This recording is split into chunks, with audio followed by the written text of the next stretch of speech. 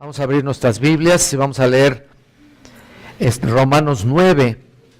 Como ustedes saben, seguimos todavía en este capítulo tan interesante, tan profundo, pero también tan difícil. Se los digo de verdad. Es bastante difícil este pasaje, entenderlo, explicarlo. Realmente se requiere, mucha información sana, por supuesto. Y vamos a examinar de los versículos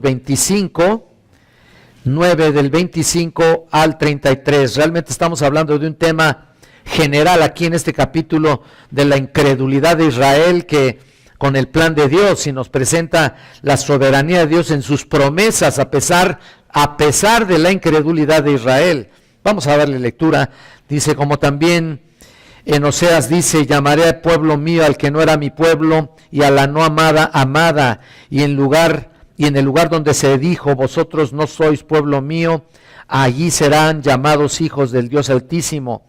También Isaías clama tocante a Israel, si fuere el número de los hijos de Israel como la arena del mar, tan solo el remanente será salvo, porque el Señor ejecutará su sentencia sobre la tierra en justicia y con plenitud. Y como antes dijo Isaías, si el Señor de los ejércitos no nos hubiera dejado descendencia como Sodoma, habríamos venido a ser y a Gomorra seríamos semejantes. ¿O qué pues diremos? Que los gentiles que no iban tras la justicia han alcanzado la justicia, es decir, la justicia que es por la fe. Mas Israel, que iba tras una ley de justicia, no la alcanzó. ¿Por qué? Porque iban tras ella no por fe, sino como por obras de la ley, pues tropezaron en la piedra de tropiezo, como está escrito, he aquí pongo en Sión piedra de tropiezo y roca de caída, y el que creyere en él no será avergonzado. ¡Wow! ¡Qué pasaje!, ¿no? ¡Qué pasaje tan interesante! Ahora pues, para empezar, déjenme hacerles una pregunta, ¿no? Obviamente no requiero que me la respondan, ¿no? Pero puedes estar pensando en esa pregunta y a medida que avanzamos tú mismo vas a estarla respondiendo. En realidad no es necesario que me la respondan aquí. ¿Cuál es el mayor obstáculo para la salvación? ¿Cuál? ¿Cuál es la esclavitud más grave que puede mantener a las personas rechazando la verdad? Piensa en eso. Algunos dirán, pues la diferencia. Algunos podrían decir, pues la religión. Otros dirán la inmoralidad o la maldad o el vicio, etcétera, etcétera. Pero quiero que pienses en eso. Piénsalo. ¿Cuál es el mayor obstáculo para la salvación? Vamos a ver nuestro texto y vamos a después a desglosarlo poco a poco. Ahora les recuerdo que en Romanos 9 al 11, capítulos del 9 al 11, no vayan ahí, solamente les estoy señalando del capítulo 9 al capítulo 11, el Espíritu nos está dando una idea de la posición de Israel en el plan de Dios.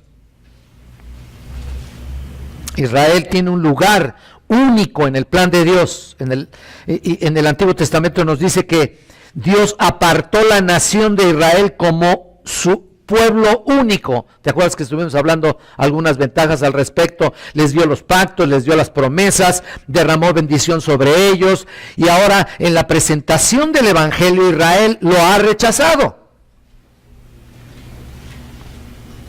Ellos rechazaron a su Mesías y rechazaron el Evangelio proclamado por los apóstoles. Ahora, si Pablo presenta el Evangelio, ¿cómo puede ser cierto si el pueblo escogido de Dios, los judíos, no lo creen? Hacíamos estas preguntas retóricas la semana pasada también. ¿Cómo puede ser realmente de Dios si el pueblo de Dios lo rechaza? Esa es la cuestión.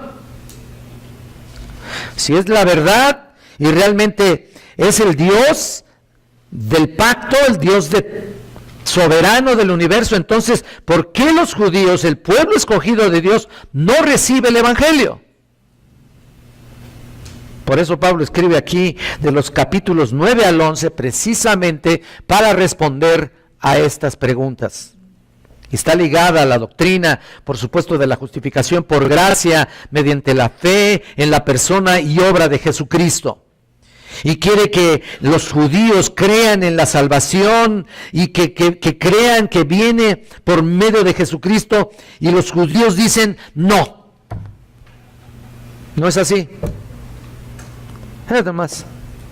Así que Pablo debe terminar con la presentación del Evangelio realmente en todo esto que estamos viendo, con los pasajes que estamos viendo y por supuesto los capítulos que vamos a ver, porque tiene que defender su validez por tratar con Israel y mostrarles cómo encajan ellos dentro del plan de Dios. Él no viola absolutamente nada relacionado al plan de Dios para con ellos ni para con nosotros. Ahora quiero recordarles brevemente, de los versículos 9 al 24, estuvimos viendo la semana pasada, Pablo señaló el cumplimiento, ¿te acuerdas? El cumplimiento de las promesas de Dios. Si sigues paso a paso, pues vas a encontrar la relación una y otra, ¿no? El cumplimiento de las promesas de Dios, y vimos en el versículo 19 aquí, ¿por qué pues sin culpa? ¿Te acuerdas? Y vimos que si Dios escoge a quien Él salvará y escoge a quien Él endurecerá, otra pregunta, ¿cómo puede responsabilizarme, no? ¿Te acuerdas que lo planteamos? Y sigue la razón humana, y muchos pensantes o muchos intelectualoides por ahí nos pueden decir, ¿no? Si no somos marionetas, si no somos más que víctimas de una elección divina, ¿cómo puede Dios culparnos de algo? Es para pensar, ¿eh? Y si Dios me endurece, fíjate, este es el otro planteamiento. Si Dios me endurece, ¿cómo puede enviarme al infierno cuando Él me endureció?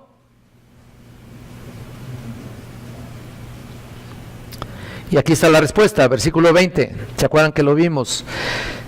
¿Quién eres tú para que alterques con Dios? Punto, ¿no? Ahí está el punto y la respuesta. O sea, ¿cómo te atreves a hacer esa pregunta, oh hombre? ¿Cómo te atreves? Dios elige quién será salvo, y Dios, escucha esto, y Dios hace elegir, otra vez la frase, hace elegir a aquellos que se endurecen. Así que Él dice, mejor cierra la boca, aguántate, no hagas preguntas y cállate. Punto. ¿Por qué? Porque mira lo que dice también ahí, dirá el vaso de barro al que lo formó, ¿por qué me has hecho así? Pues claro, pues es absurdo, ¿no? ¿Cómo se va a levantar la arcilla a reclamarle al alfarero? ¿O no tiene potestad, dice ahí, que es la palabra exousia? Estábamos hablando precisamente de eso, la palabra exousia, que significa autoridad, el derecho de hacer algo, y dijimos que Dios no está reclamando el derecho de crear criaturas malditas para poderlas condenar. No está haciendo eso. Él no hace hombres pecadores, Él no inventó el pecado. Pero Él elige, escucha, elige a disposición de los hombres que son pecadores. Y el versículo 22 aquí, ¿se acuerdan? ¿Y qué? Si Dios, queriendo mostrar su ira, quiere revelarse, o sea, queriendo mostrar su ira, ¿no? Este versículo 22 es tremendo. Queriendo mostrar su ira, quiere rebelarse en contra del pecado. Dios se quiere rebelar contra el pecado. Ahí está claramente dicho, y es la respuesta teológica para cualquier persona. La entrada del pecado en el mundo era necesario. Escucha esto, para que Dios pudiera manifestar su ira, lo dije también en el estudio, manifestar su ira, su juicio, su santa ira y su venganza y su justicia. Era necesario. Su naturaleza santa, su sentencia de castigo. Y tenía que ser para que Dios sea Dios realmente plenamente revelado como Dios. De lo contrario, pues no hubiera habido atributos, lo dije también ahí en el estudio, y la semana pasada también lo dije, no hubiera habido atributos para su función como Dios. Así, por eso dice, y hacer notorio su poder, ¿lo estás viendo? Ahí, y es doloroso, los vasos de ira preparados para destrucción, mira, pero escucha esto, Él no realiza la preparación. Ellos se están preparando para destrucción. Participio pasivo aquí. Esta es una frase muy importante. Participio pasivo, preparados, es la palabra catartizos, que significa que se están preparando, catartizo, se están arreglando, se están preparando aquellos que se niegan a obedecer la palabra de Dios y niegan creer en su Hijo. Pero también preparó los vasos de misericordia, por otro lado, tú lo ves en el versículo 23, a los cuales también nos ha llamado, esto es a nosotros, no solo a los judíos, sino también a los gentiles, versículo 24. Entonces, cuando aprendemos acerca de la soberanía de Dios, hermanos, no podemos hacer este tipo de preguntas y cuestionar a Dios solamente por cuestionarlo, solamente porque no puedes entenderlo, ¿no? Y los que no entienden, pues así están, se la van a pasar. Y muchas veces piensan que el hecho de cuestionarlo, entonces quieren bajarlo realmente, quieren bajarlo a su nivel y se ponen como jueces si lo quisieran ahí tener en el banquillo de los acusados y decirle por qué esto, por qué el otro, por qué aquello, por qué hiciste aquello. Y el Señor te dice, mejor cállate. Esta doctrina es para estar realmente agradecidos. Agradecidos. Él nos ha elegido para su gloria en la misericordia y la gracia. Él nos ha llamado con un llamamiento eficaz, único, maravilloso, que debes estar agradecido, debes descansar en la elección. Y dejar de preguntarte y dejar de preguntar y cuestionar a Dios. Eso es lo que debemos hacer. Ahora, estamos entrando, veamos el cumplimiento de Dios en las profecías, a partir del versículo 25 hasta el 33. Pablo demuestra aquí su punto una y otra vez, que él utiliza aquí, en realidad utiliza a dos profetas muy importantes en las Escrituras. Por eso así se llama el cumplimiento de Dios en las profecías. Utiliza dos profetas. Él está citando en primer lugar a Oseas y después va a citar aquí a Isaías. Ya lo leímos. Pero mira, en primer lugar vamos a ver qué dice Oseas. Y ya lo leímos también, pero vean, versículo 25, como también en Oseas dice, llamaré pueblo mío al que no era mi pueblo y a la no amada, amada. Ahora yo te invito para que vayas a Oseas, en realidad, Oseas capítulo 1. Oseas capítulo 1. Vean, en el capítulo 1, vean, esta es la misma revelación, en otras palabras, la misma profecía. Perdón, Oseas 2, vamos a Oseas 2. Mira Oseas 2, 23, por favor. Es lo mismo que leí aquí en Romanos 9, 25. Dice, y la sembraré para mí en la tierra y tendré misericordia de Ruama y diré a Loami, tú eres pueblo mío, y él dirá, Dios mío. Ahora mira, ustedes ven que no dice lo mismo, ¿verdad? Es decir, pero no dice exactamente lo mismo. Entonces, ¿qué es esencialmente lo que Pablo se refiere acá en Romanos? Es realmente una paráfrasis. Lo que está diciendo aquí en el versículo 25 es una paráfrasis, no es una cita directa, es una paráfrasis y señala a este texto en particular. Pero quiero que vean el significado del capítulo 1. Oseas fue un profeta, un hombre maravilloso, un hombre muy cariñoso, un hombre muy indulgente, un hombre muy amable. Vamos a ver Oseas 1, por favor. Vean el versículo 2. En el principio de la palabra Jehová por medio de Oseas dijo Jehová a Oseas, ve, tómate una mujer fornicaria e hijos de fornicación, porque la tierra fornica apartándose de Jehová. Qué impresionante, ¿no? Este versículo. Ahora, no sabemos si era una ramera cuando se casó con ella, ¿no? Si era prostituta cuando se unió con ella, pero ella se convirtió en una de ellas. Oseas era una especie de parábola. Todo el libro de Oseas fue una especie de parábola. Quiero que noten eso y lo apunten, ya que su esposa representa realmente a Israel. Su esposa representa a Israel y su marido Oseas realmente representa a Dios. Esta parábola es una relación entre Dios e Israel. Vean el versículo 3. Oseas 1:3. Fue pues y tomó a Gomer, hija de Diblaim, la cual concibió y le dio a luz un hijo. Mira, y le dijo Jehová: ponle por nombre Jezreel, porque de aquí a poco yo castigaré a la casa de Jehú por causa de la sangre de Jezreel, y haré cesar el reino de la casa de Israel. ¿Qué significa Jezreel? Jezreel significa dispersos.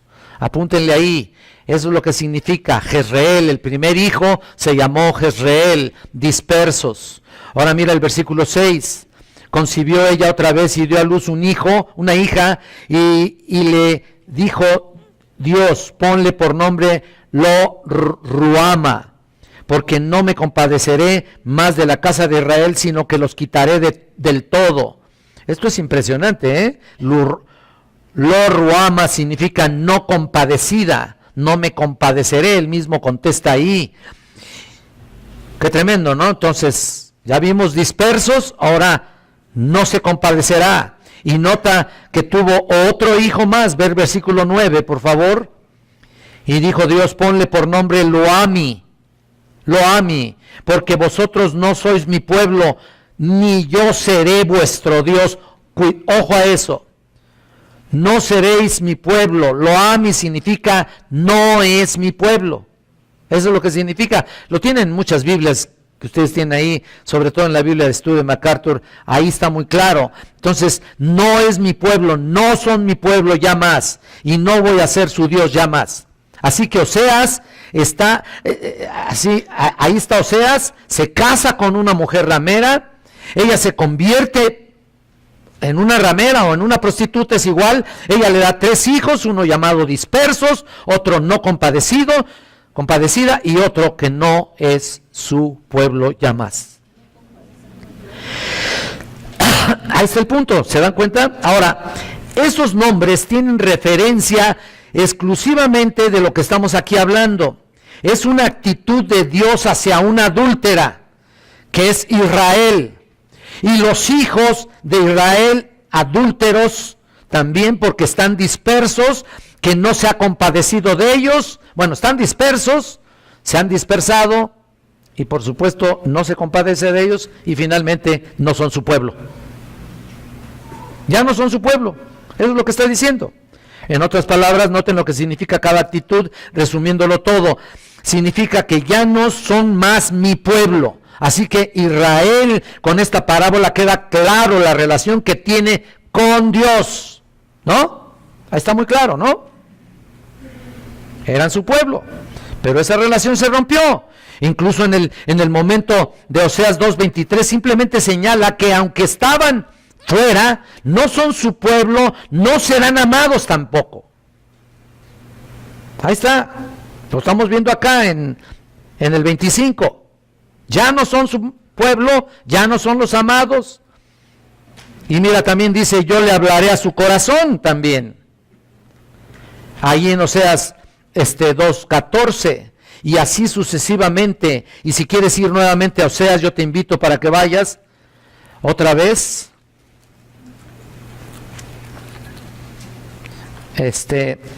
Perdón, me salí de ahí. Entonces vean en el capítulo 2, versículo 19. 2:19.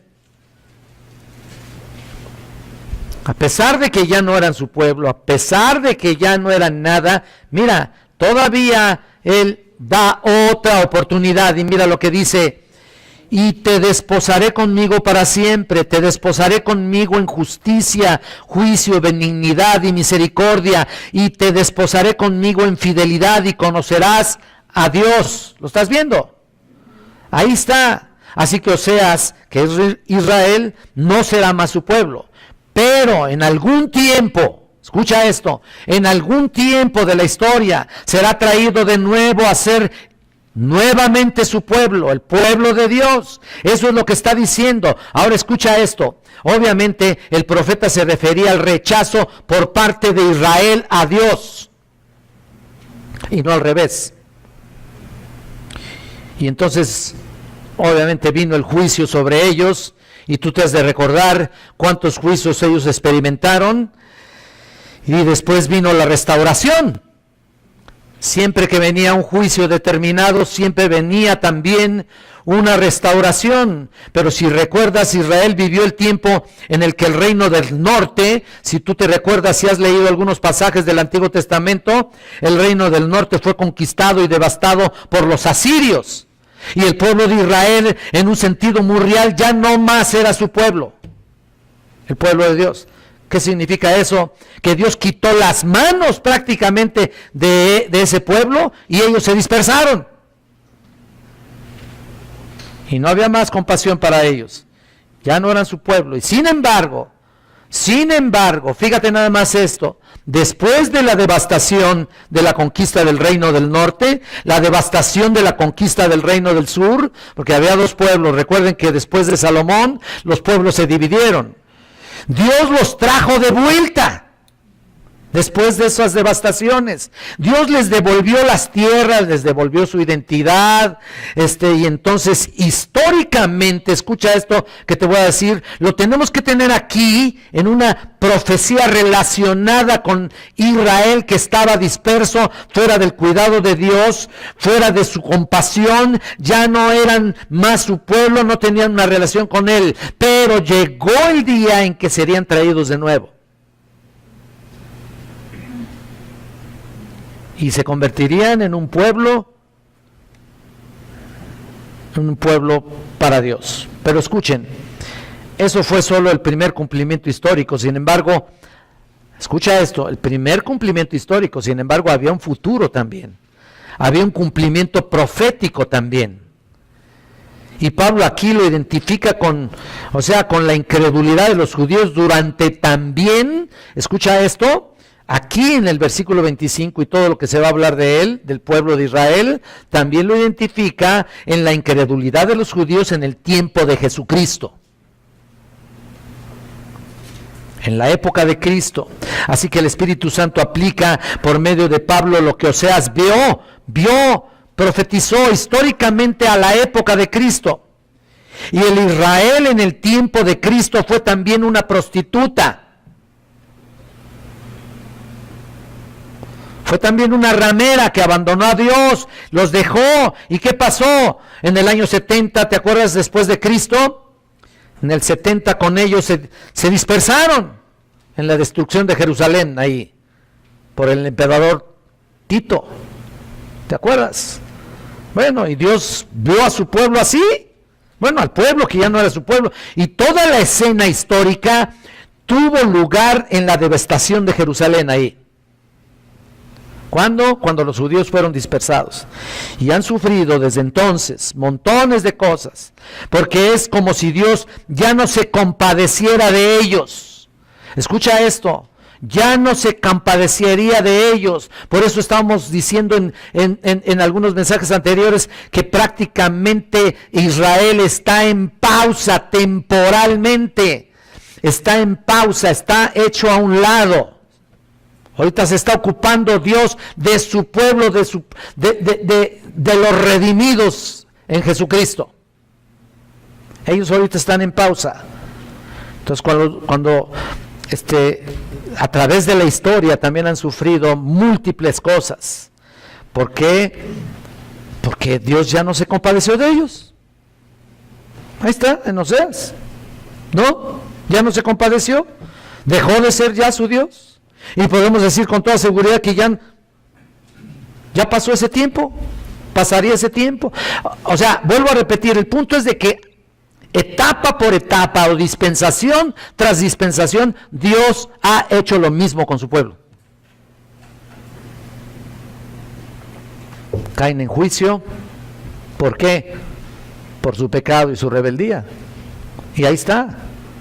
Cuando los judíos fueron dispersados, pues los fueron dispersados en varias etapas de la historia y han sufrido terribles cosas. ¿Por qué? Porque dejaron de ser el pueblo de Dios. Y cuando leemos el pasaje de Oseas, entonces decimos que si Dios aplicó, o sea, es decir, que si Dios anticipó la incredulidad de Israel, tanto en el tiempo de Oseas, escucha, como en el tiempo en el que el Espíritu Santo nos dice, incluso que en el tiempo de Cristo, y también, por supuesto, en el tiempo del apóstol Pablo, también, todos estaban igual. Y sin embargo la incredulidad de Israel no viola de todas maneras, a pesar de todo lo que han hecho, a pesar de la situación en la que han estado, y a pesar de que fueron dispersos, y a pesar de que no son su pueblo, de todas maneras Dios no viola el pacto que tiene con ellos. No viola el plan de Dios de ninguna manera. Es una cosa tremenda. Todo se tiene que ajustar al plan de Dios. Israel no es ahora su pueblo. Pero Dios no viola su pacto. Dios no cancela sus promesas con ellos. Definitivamente que no. Aunque son dignos de lástima realmente delante de sus ojos, son un pueblo disperso y tal vez diga, ¿va a permanecer eso? No, ya te lo dije, no es permanente. Mira el versículo 25, por favor, ahí, llamaré pueblo mío al que no era mi pueblo y a la amada. Incluso se refiere al tiempo de la restauración. ¿A qué me refiero? Se refiere al momento en que van a ser llamados de nuevo. Israel no es ahora el pueblo, sino que ahora lo será. ¿Cuándo? Mira lo que dice vamos al capítulo 11 de Romanos. Vayan a Romanos 11. Viene el versículo 1. Digo pues, ¿ha desechado Dios a su pueblo? Y él mismo responde, en ninguna manera. O sea, no lo quiera Dios. No, de ninguna manera. Es un no rotundo. Y mira el versículo 2. No ha desechado Dios a su pueblo. Ahí está la respuesta. Y mira el versículo 26. ¿Qué dice el versículo 26? Y luego todo Israel será salvo, como está escrito, vendrá de Sión el libertador que apartará de Jacob la impiedad. Y luego mira el versículo, o sea, llegará el momento en que sean salvos. Y mira el versículo 27, y este será mi pacto con ellos cuando yo quite sus pecados. Qué maravilla, ¿no? En otras palabras, aquellos que no son ahora un pueblo se convertirán en algún momento de la historia en el pueblo de Dios y todos les será quitado sus pecados. En otras palabras, aquellos que no son ahora su pueblo volverán al redil, por decir así. La que no será ahora su amada se convertirá ya ahí en su amada. No estamos sorprendidos realmente de la incredulidad de Israel porque ya nos acostumbramos. Sinceramente lees toda la historia, lees la Biblia, lees aquí Romanos, todo lo que hemos predicado, todo lo que hemos hablado, simplemente nos tienen acostumbrados a eso. Y así siguen los judíos. Lo hemos visto. Y la incredulidad se convirtió en un histórica realmente. Profética, que existe desde el tiempo de Oseas, bueno, desde antes, ¿no? El tiempo de Cristo y todo el tiempo pasando por el tiempo de la tribulación, hasta que venga Jesucristo en su segunda venida. Todo ese tiempo. Así que estamos en el momento en que Israel cumple esta profecía de Oseas. Ahora, mira, también hay un apóstol, Pedro, que se refiere a esta misma idea, a este mismo concepto, en 1 de Pedro 2:10, ahí, y se refiere de una manera indirecta, o tal vez pudiéramos decir directa, y la identifica con la iglesia. Si vamos allá, bueno, adelante, vamos para allá, no era mi intención ir para allá, pero vamos a verlo. 1 de Pedro 2:10, mira lo que dice aquí: vosotros que en otro tiempo no erais pueblo, pero que ahora sois pueblo de Dios, que en otro tiempo no habíais alcanzado misericordia, pero que ahora habéis alcanzado misericordia. Ahora tú dices, bueno, que el 25 no corresponde a la iglesia. Bueno, en parte, y en parte no. ¿Por qué? Porque todo el contexto es Israel. Todo el capítulo 9 es Israel. Y entonces también, de esta manera, Pedro toma esta misma idea, y es algo interesante aquí, porque no creo que él cite directamente a Oseas. Pedro no cita directamente a Oseas, pero se refiere en un mismo concepto, y solo en este caso se trata de la iglesia. Ahora escucha, nosotros también estábamos dispersos sin Dios y sin esperanza, ¿o no?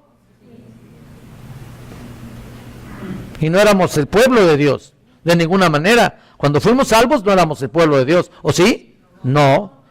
Entonces Pedro aplica el mismo principio a nosotros como gentiles que estábamos fuera del pacto, dispersos, sin una relación con Dios. Así que Oseas aplica directamente la profecía histórica de su tiempo, y Pablo también aplica directamente la profecía en su tiempo. Y Pedro lo asocia inmediatamente, el mismo concepto, con la identificación con la iglesia. El mismo concepto.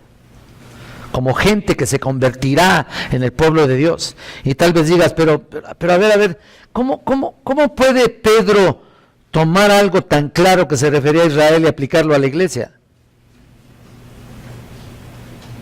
Muy sencillo. Cuando Israel se dispersa, que ya no tiene ninguna relación con Dios, los gentiles también son como los gentiles. Cuando Israel se dispersa, en el cual ya no es la amada, se dispersa, ya no es la compadecida, en realidad se relacionan también como los gentiles, son iguales en su relación con Dios, no hay diferencia.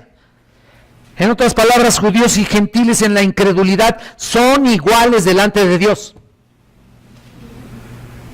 Que no eran el pueblo de Dios, son iguales en el sentido de que Dios no se compadece de ellos en la forma del pacto especial. Son igualmente dispersos y no son salvos, y por eso Pedro ve la verdad general del Estado de Israel como una verdad general también para los gentiles. Igualito. Fíjate en el versículo 25 otra vez, que es un hermoso conjunto aquí de palabras y terminologías. Mi pueblo, mi amada, ¿lo estás viendo? Y finalmente el versículo 26, que dice al final, hijos del Dios Altísimo. Hermosos términos, el Señor va a traerlos a todos. Ahora, Pablo está en Oseas con otro versículo, citando el versículo 26 primero, y en el lugar donde se les dijo, vosotros no sois pueblo mío, ahí serán llamados hijos del Dios viviente. Ahora vamos a Oseas otra vez.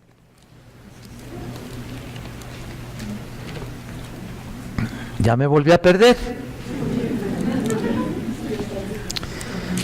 A veces no estamos tan acostumbrados a ver estos pasajes, pero tan importantes son como todos. Oseas 1:10, ¿qué dice? Con todo será el número de los hijos de Israel como la arena del mar que no se puede medir ni contar, y en lugar en donde se les fue dicho, vosotros no sois pueblo mío, les será dicho, sois hijos del Dios viviente. Igual que dice aquí, está igual que en el versículo 26, si te das cuenta. También puedes comparar Oseas 2:23 con Oseas 1:9. 2:23 y 1:9, apúntenlo y chéquenlo ustedes, es casi literal. Y de nuevo, es lo que estamos viendo. Mira, volviendo, escúchame, de nuevo este texto afirma lo mismo, así como habían sido liberados, llamados, no pueblo mío, llegará el día en que serán llamados hijos de Dios, como Oseas hizo con su esposa después de la dispersión de Israel. Entonces Dios los hizo regresar de no ser amada a ser amada, así de simple. Después de los cautiverios, Dios se reunió a su pueblo de regreso a las tierras de los gentiles. Fueron reunidas para ser llamados de nuevo los hijos del Dios viviente, lo que estamos viendo aquí en el versículo 26. Y que por cierto es un título que es muy interesante entenderlo. porque es un título que esto es lo contrario a lo que se habla de los hijos de los ídolos, hijos de los dioses muertos, hijos de los dioses mudos que no pueden hablar, y dioses sordos que no pueden oír, y dioses ciegos que no pueden ver. Es completamente distinto, completamente el contraste. Es interesante. Somos hijos del Dios viviente, del cual no practicamos ninguna de esas cosas, ¿no? Ahora, es una frase maravillosa. No de un ídolo, no somos hijos de un ídolo muerto. Así que ten en cuenta que el uso de las profecías de Oseas no solo descarta la restauración de Israel en aquel tiempo, a pesar de que aparecen las profecías que llamará de nuevo a ser su pueblo, sus amados hijos del Dios viviente. El punto en particular en el uso de las profecías es mostrar la futura restauración, como les digo, de Israel, como les comenté. Ahora, es un hecho, es el hecho de que por lo tanto están ellos en pausa, están puestos en un stand-by, a un lado, temporalmente, y Pablo lo sabía. La incredulidad de Israel ya estaba en las profecías, ya estaba ahí, pero Dios también prometió la restauración. Así que cuando los evangelios se presentan, ¿qué sucedió? La pregunta, ¿cómo es que el pueblo de Dios no quiso nada que ver con esto? Si era el pueblo de Dios, ¿no? ¿Por qué no creen los judíos? ¿Por qué? Mira, simplemente tú me vas a decir por su rebeldía y por todo lo demás, su desobediencia y todo lo que me puedas decir, pero ¿sabes por qué no creen? Simplemente porque es el plan de Dios para restaurarlos. Ahí está. Cuando vemos a un Dios soberano, maravilloso, soberano, que se hace cargo de todos los detalles, pues esa es la conclusión a la que llegamos. Así que no nos sorprende que ahorita estén en incredulidad, porque toda la historia de Israel ha sido así. Lo dicen las profecías, y vendrá el día en que su restauración sea inminente. Entonces Pablo escoge a otro profeta, Isaías. Probablemente estaba pensando sobre el pasaje de Oseas aquí, Isaías, y su pensamiento fue dirigido por el Espíritu. Mira, versículo 27. También Isaías clama tocante a Israel: si fuera el número de los hijos de Israel como la arena del mar, tan solo el remanente será salvo. Mira, aquí la palabra clama es una palabra muy interesante, es la palabra craso, con K y Z, bueno, ya ahora transliterada, ¿no? Clama, la palabra craso, que significa, ¿saben qué significa? Significa gritar. Clama, aquí significa gritar acerca de Israel. Aunque el número de los hijos de Israel era como la arena del mar, también lo dice Oseas 1:10, y por eso creo que en su mente se vinculó esos dos. Dice que será el número de los hijos de Israel como la arena del mar, ¿no? Y nota, tan solo el remanente será salvo. Ahora, solo un grupo pequeño, ¿no? Solo un grupo comparado con la gran cantidad. Tan solo el remanente. ¡Wow! ¡Qué tremendo!, ¿no? ¿Qué es un remanente? ¿Qué quiere decir? De hecho, a veces me preguntan por el nombre de nuestra iglesia, ¿no? Bueno, ¿alguna vez compraste un remanente? Claro que estoy seguro que sí.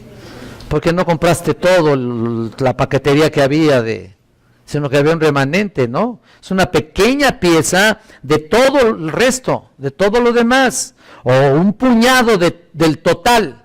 Ese es el remanente. Solo una parte será salvo. Isaías profetizó en Judá, comenzó en el año 760 antes de Cristo su trabajo profético. 760 antes de Cristo, por cerca de 48 años estuvo profetizando, y le gritó a la gente, le clamó a la gente, le reclamó, si tú quieres verlo de esa manera, Clamó a ellos a pesar de su número como la arena del mar, y aunque había muchos judíos, solo una pequeña parte sería salvo. Quiero que notes eso. Y eso es lo que venimos hablando a través de todo el capítulo 9 de Romanos. Solo una pequeña parte sería salvo, y se guardará solo un pequeño grupo, solo un remanente. Estaba mirando algo inminente, por decir así, dentro del calendario histórico, pero lo que el Espíritu Santo tenía en mente era que ese remanente no solo sería en el futuro, sino en la época de Cristo, que solo unos pocos iban a creer. ¿Te acuerdas? Que solamente unos pocos creyeron, ¿no? En el tiempo de Cristo, ¿no es cierto? Tú lo ves, solo un puñado.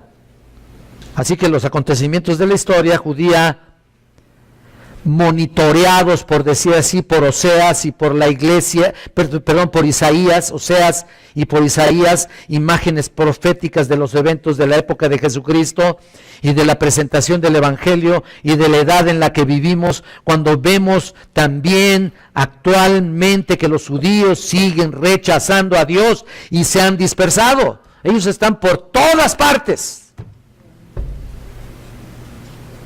Hasta judíos argentinos, aunque no lo creas. De todos lados, por todos lados. Hasta en Tepito los encuentras. Con más razón ahí, ¿verdad? Ahora mira lo que dice Isaías 10, por favor. Isaías, por favor, en el capítulo 10, 22.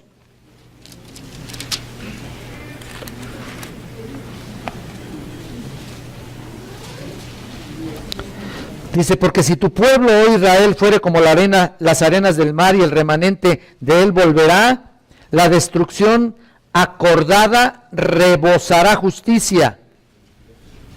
Versículo 23, pues el Señor Jehová de los ejércitos hará consumación ya determinada, ojo a eso, ya determinada en medio de la tierra. Ve eso, ya determinada. Ahora vamos a Isaías, Romanos aquí 9:28. Ahora ve el versículo 28.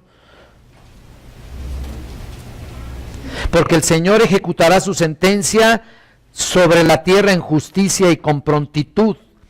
Mira, a veces es muy difícil de interpretar este tipo de versículos realmente, ¿eh? ¿Pero qué significa eso? Bueno, que Dios va a juzgar a Israel y va a hacer el juicio a fondo. En otras palabras, va a ser un juicio con prontitud, dice aquí. O sea, realmente, leí el 28, sí, ¿verdad? El 28, con prontitud, completo. Entonces Isaías prometió una sentencia rápida que venía a Israel y muy pocos habían de escapar de ese tipo de juicio, muy pocos. Y Amós, yo quiero que vayas a Amós también, tiene una imagen de este tipo de cosas.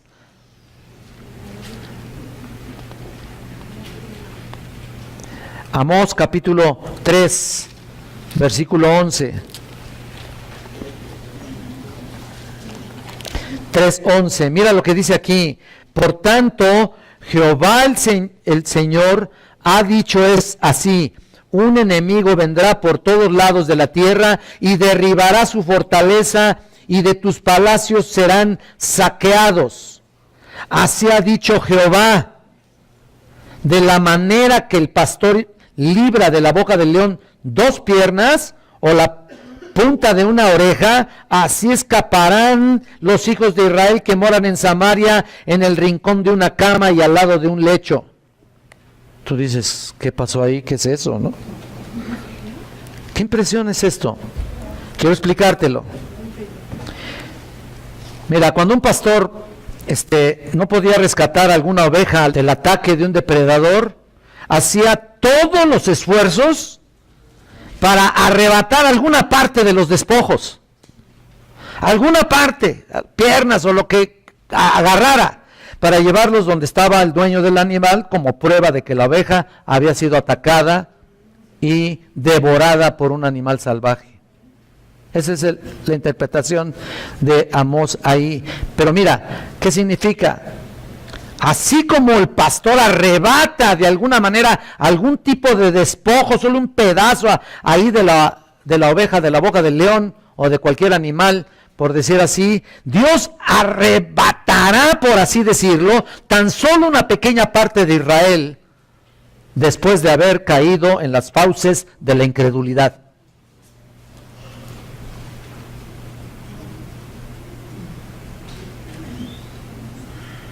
¿Me entienden? ¿Me explico? Ese es el remanente. Ese es el remanente. Ese es el punto. Un pequeño número de judíos escaparían de la gran conquista siria. ¿Te acuerdas que fue así, no? Y ese es exactamente lo que pasó. El resto entró en el juicio de incredulidad y su rechazo de Dios totalmente. Y sería proféticamente en la época de Cristo, otra vez, solamente un puñado. Solamente un grupo sería rescatado ahí. Mientras que el gran número de judíos entraría en el juicio de Dios sobre los que lo rechazan. Qué duro, ¿no? Qué terrible. Es lo que ha sido toda su vida. Es lo que ha pasado con ellos. Siempre ha estado presente el juicio de Dios con ellos y ni así quieren entender. Sucedió en el tiempo de Pablo.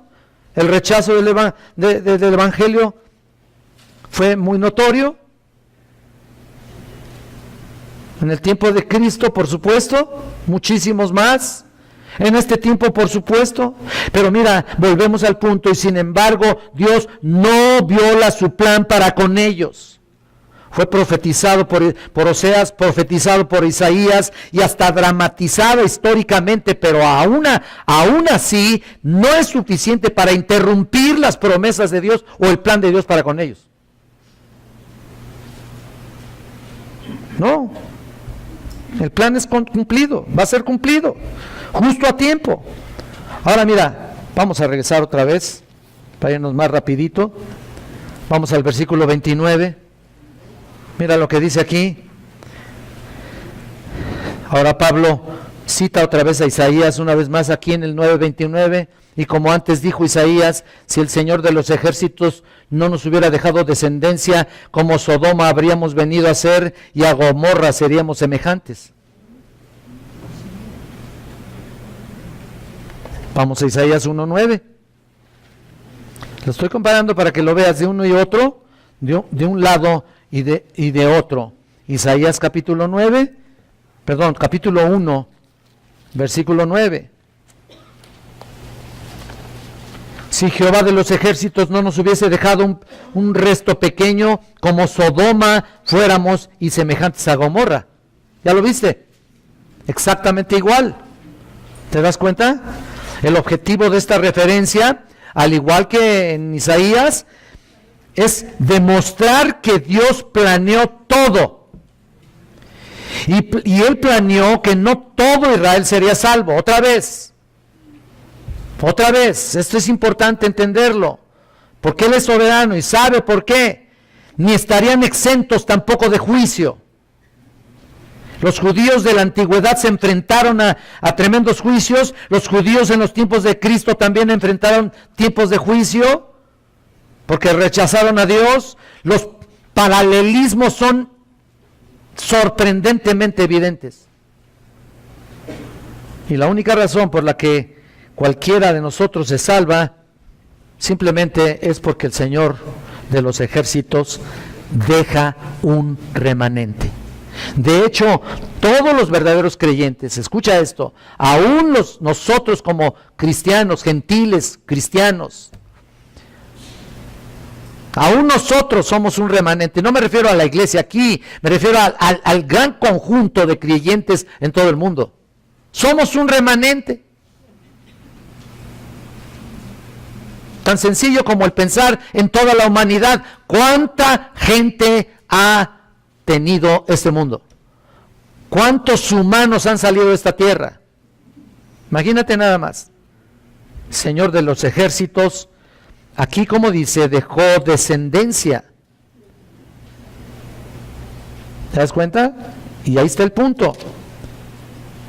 Ahí está el punto, lo que dice el versículo 29, ha dejado descendencia. En otras palabras, una pequeña semilla. La descendencia se hace a través de la semilla, ¿no? Bueno, ¿por qué se le llama el Señor de los ejércitos? Es la frase Jehová Sabaoth, Jehová Sabaoth, que significa Señor de todo, Señor del universo entero, de todo lo creado. Y dice que el Señor, dueño del universo entero, ha elegido una semilla, una descendencia. Ahí Dios es selectivo, ¿te acuerdas que lo hemos estado diciendo? Selectivo, y esa es la forma en que el plan era desde el principio. Y si no hubiera sido por eso, todos nosotros habríamos terminado como ¿qué? Como Sodoma y Gomorra. Ahí está. Todo el tiempo ha estado ahí. ¿Cómo terminaron?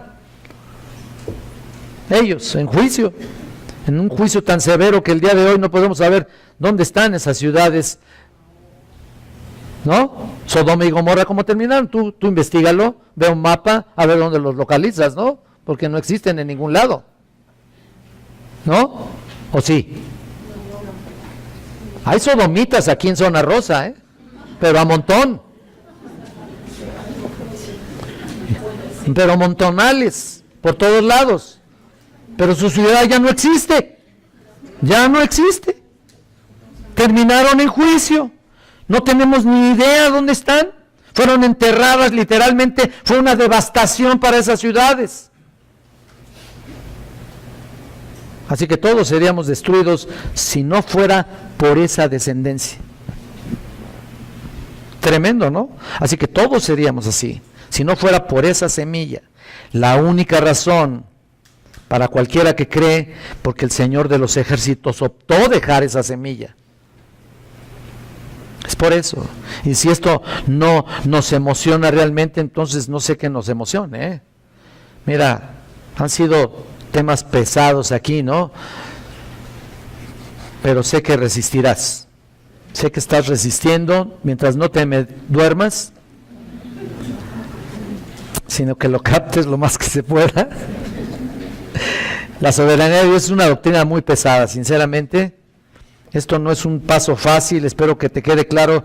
Sé que es muy difícil, pero yo creo que veas algo que debería refrescar tu espíritu. No es una bebida. Aquí es donde tengo aquí tengo mi porra aquí, mira. No es cierto, no es porra. Ellos siempre contestan así rapidísimo.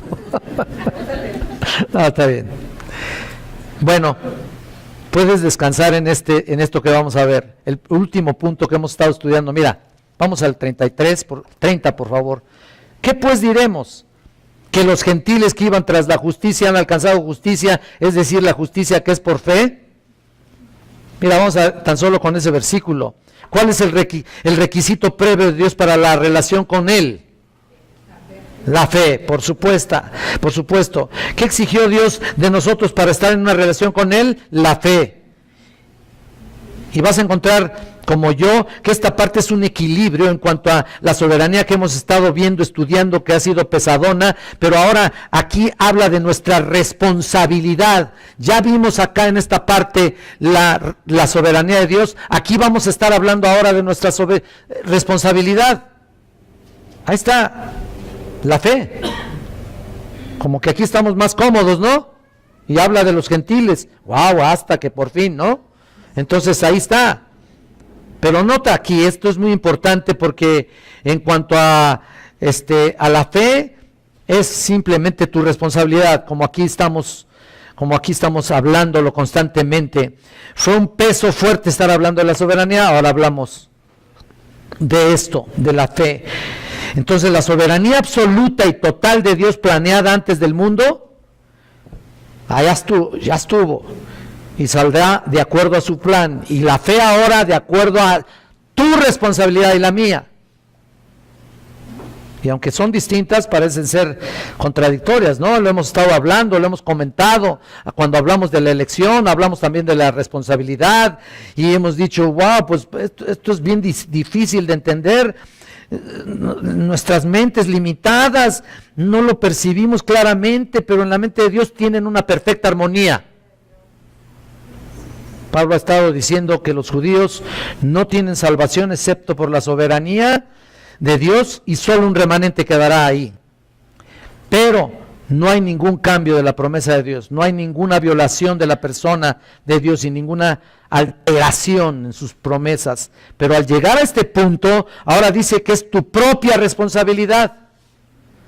Y si no quieres entender que los dos van juntos, la soberanía y la responsabilidad del hombre, no te preocupes. Si no lo entiendes, no te preocupes. No podemos entenderlo bien, solo lo creemos. Te lo he estado diciendo también a través del estudio, a través de la predicación. Nota esto, la incredulidad fue su responsabilidad.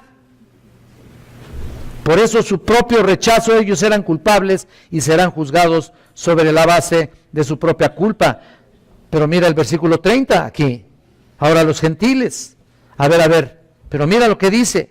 Que los gentiles que no iban tras una justicia han alcanzado justicia, es decir, la justicia que es por la fe. A ver, espérate. Los judíos podrían haber alcanzado la justicia porque la estaban persiguiendo de alguna manera, ¿no? Pero los gentiles que no iban tras la justicia, que no iban tras ella, iban tras. Es una frase muy interesante porque es la palabra dioco, iban tras, que significa correr tras algo con rapidez, tratando de adquirirlo, tratando de alcanzarlo de alguna manera, ¿no? Entonces ellos que nunca lo persiguieron, lo consiguieron. ¡Ja! Y tú dices, solo esto me faltaba, fíjate nada más. Que los gentiles que estaban sin Dios, sin esperanza, sin palabra de Dios, vacíos, abandonados a su propia pecaminosidad. Tú ves Romanos 1, estaban entregados a la lujuria, entregados al mal, entregados a una mente reprobada, alcanzaron la justicia. Es increíble, ¿no? ¿Por qué? Porque los gentiles no estaban como locos tratando de estar bien con Dios. No estaban así. Y además, ni siquiera perseguían la justicia. Y cuando llegó el Evangelio, pues ellos creyeron más que los judíos. Creímos, aquí estamos, ¿no es cierto? Aquí estamos. Y alcanzamos la justicia. Y es como si Pablo dijera, qué ironía, ¿no? Los gentiles que nunca estaban tratando de quedar bien con Dios, cuando el Evangelio llegó a sus oídos, ellos la alcanzaron. ¿Por qué? Aquí está la respuesta, mira. El mayor obstáculo para la salvación es la justicia propia. ¿No es cierto? ¿Por qué? Porque no se puede ser salvo si no comprendemos lo que se necesita, ¿no? Es lo que pasó con los judíos. Ellos pensaban que eran justos. Ellos pensaban que eran perfectos, creían que tenían una relación correcta con Dios por medio de sus propios esfuerzos. Porque pues todo estaba bien para ellos, ¿no? Bueno, pero cuando el Evangelio llegó, no lo aceptaron. ¿Por qué? Porque se creían justos. Porque el Evangelio venía prácticamente a condenar su pecado. Entonces lo rechazaron, a excepción de un pequeño remanente que ya hablamos, ¿no? Así que tú te preguntas, ¿cómo los gentiles alcanzaron justicia? ¿Cómo? ¿Tú dices por elección? Sí, claro. Pero lo que dice aquí es distinto. La alcanzaron porque iban tras ella por fe. ¿No estás feliz por eso? Eso debe aliviar un poquito tu inquietud, ¿no? Porque mira, todo lo que hemos recorrido hasta aquí, la justicia debe ser por fe. El gentil que nunca, como un estilo de vida, buscó a Dios, ni lo intentó, pero lo consiguió por fe. por creer. Ese es el corazón prácticamente del Evangelio. La Biblia está repleta de pasajes que nos hablan de la fe. No vamos a ir a ellos, por supuesto, pero somos justificados por fe. Ahí está, ¿no es cierto? Creímos. Ese es el equilibrio de la responsabilidad humana. Versículo 31, mas Israel, que iba tras una ley de justicia, no la alcanzó. Miren eso, qué tristeza, ¿no? Ellos sí la persiguieron, pero la persiguieron por medio de la ley. La ley significa una norma, significa un principio. Persiguieron el principio de la justicia, era su forma de vida. Pensaron que ser justos había de hacer todo tipo de cosas, ¿no? Tenían una gran cantidad de recetas que seguían el principio de justicia, persiguiendo constantemente eso, ¿no? Sin cesar, hicieron todo tipo de obras, fueron y son legalistas, eran orgullosos de corazón, persiguieron santurronamente una relación correcta con Dios y dice ahí que fueron tras una ley de justicia, ahí lo dice, pero no la alcanzaron. ¿Por qué? Simplemente porque, dice el versículo 32, porque iban tras ella no por fe, sino por obras de la ley, pues tropezaron con la piedra de tropiezo. Cuando buscas la salvación, tiene que ser por fe. De lo contrario, estás haciendo obras. No te vas a meter en problemas de voy a portarme mejor, voy a mejorar, voy a hacer esto, voy a actuar mejor, voy a pensar mejor, voy a comportarme mejor. Este año que viene voy a comportarme mejor. ¿No? ¿No has visto a esa gente? Actos de obras. Actitudes de obras. No. ¿Qué pasa con eso? Haces nula la justicia de Cristo. La justicia de Dios. Lo único que puedes hacer para ser salvo es creer. No puedes hacer nada para salvarte, excepto dentro de los parámetros que Dios ha establecido. Pero Israel se quedó atrás, porque iban tras una justicia, tras ella no por fe, sino por obras de la ley. Ya voy a terminar. Ahora Pablo afirma aquí un punto de vista muy importante, porque lo que hemos estado viendo, el cumplimiento de las profecías, vean, pero tropezaron, pues tropezaron, dice en el 32. ¿Lo estás viendo? Sí. Eso lo extrae prácticamente Pablo de Isaías 8:14.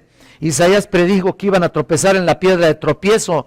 Ya no nos sorprende que el judío se tropiece en la piedra, ¿no? Y eso es lo que pasó. Jesús vino y vimos que Él era la piedra angular, ¿no es cierto? Él era la principal piedra del ángulo, pero esa piedra, ¿qué? Era una piedra de tropiezo para ellos. Y lo fue. Y por supuesto sigue siendo. Entonces el Nuevo Testamento dice claramente que Él es la roca, que Él es la piedra, y eso certifica claramente que Él es Dios. Esa es la parte de la deidad de Dios. Y tú ves en 1 de Pedro 2:8, no vayas, afirma que Cristo es la roca con la que los judíos tropezaron.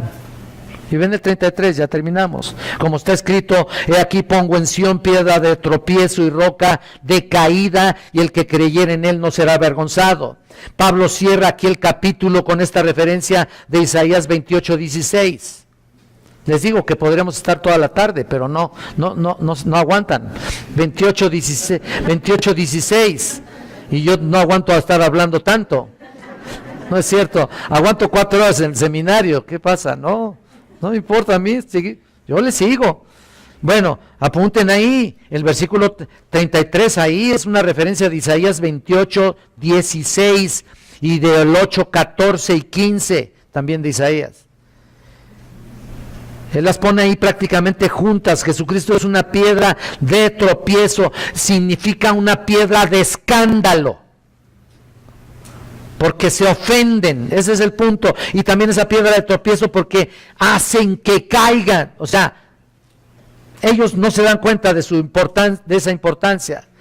Eso es uno de los elementos de la misma. La otra es que Él pone el camino para su búsqueda. ¿Te das cuenta? No nomás los deja hasta ahí, sino que pone los elementos para que le busquen. Para que un día no tengan ni siquiera ninguna excusa, Jamás. Tropezaron.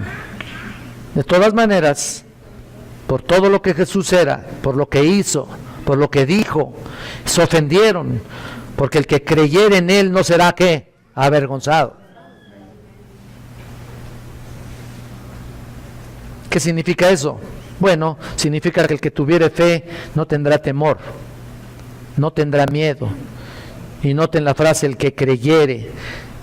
No significa que abre el panorama para todos, No significa que abre el panorama los que quieran. No es que volvamos al arminianismo aquí, No todos aquellos que se les ocurra venir van a venir.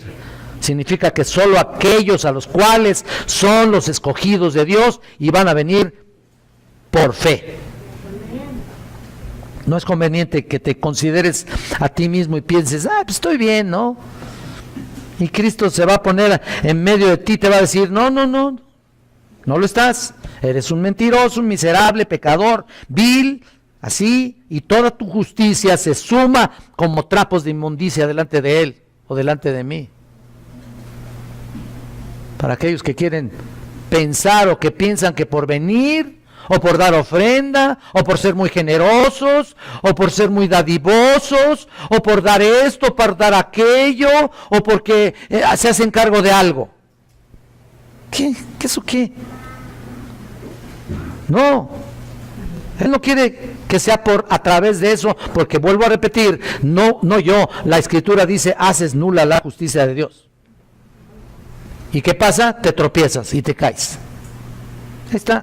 Así que la justificación por la gracia mediante la fe es verdadera. El que venga a Cristo no tendrá temor, no será avergonzado ya más. ¿Te diste cuenta que la incredulidad de Israel no viola la promesa de Dios, ni su persona, ni su plan, ni su requisito? Pero su condición previa ha sido siempre la misma, que somos salvos por fe, por gracia. Hay que ir por ellos. Y así como decía nuestro hermano Alfonso, ¿no? Cuando tomas la cena, ¿qué? La muerte del Señor, ¿qué? Ve por el remanente. No creas que son ustedes. ¿O qué están creyendo que ya aquí somos aquí Club de Toby, aquí los salvos? Muy lindos, aquí nos paramos y aquí estamos muy orgullosos, ¿no? De tener la palabra de Dios. Ve por los perdidos. Y hay muchos por allá que son escogidos de Dios. Tú no te das cuenta, no hay radiografías, olvídate, no vas a encontrar ningún ningún escáner ahí para que veas si son escogidos o no. No existe. Ve por ellos, llévales el evangelio de la gracia.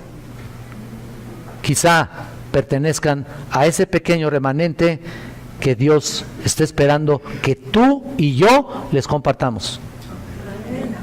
No desprecies la doctrina del Señor que te ha dado desde que fuiste salvo. Comienza por tu casa. Por tu casa vas a comenzar. Tengo un canto así. Escribí ese canto. Elías me hizo ese arreglo. Por tu casa vas a comenzar.